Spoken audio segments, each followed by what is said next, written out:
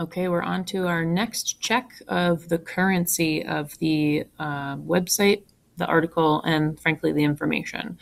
So the first question we have to answer to decide if this is a current resource is, when was the website developed? And this is really asking us a couple of things. So it's asking us, when was the website itself? When did that come into creation? But also when perhaps was the specific content added? Because there's no publication date, I don't know when the content was added.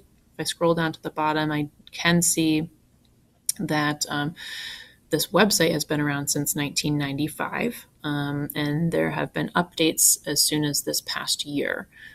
So that doesn't mean that this article was updated this year, but other articles within this website have been.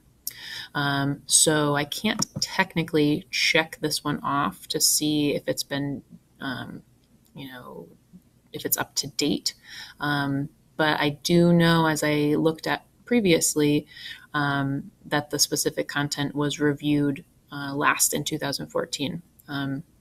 So perhaps there's more current information out there since that was a few years ago. So I'm going to leave that one blank, though 2014 isn't super long ago. For our next question, when was it last reviewed and when was it last updated?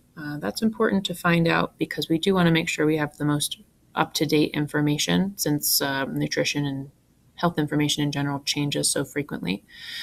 So we know where to look for this on this website here. On that very last page, we saw that it was reviewed as recently as 2014. A lot of times it will also tell us if there was an update to the article. It will tell us when it was last updated. And so that lets us know that if something new came out, they might say updated in, April of 2017.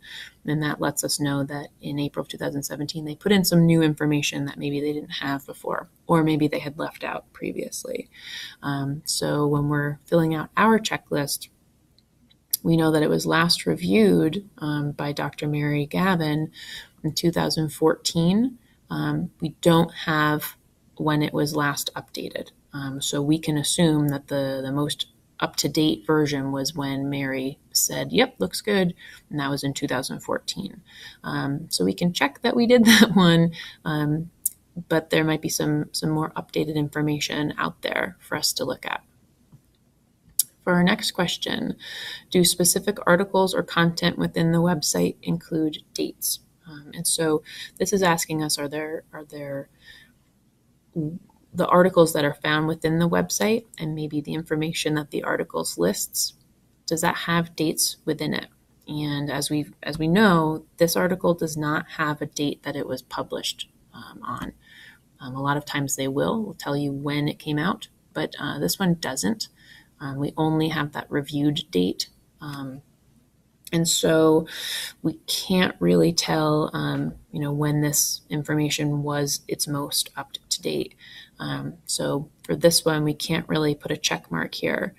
It doesn't have the published date, only the reviewed date. And even inside the article itself, when it's referencing some of the different downsides of energy drinks and food bars, it's not telling us really where they got that information when that was found. So we can't really put a check mark there.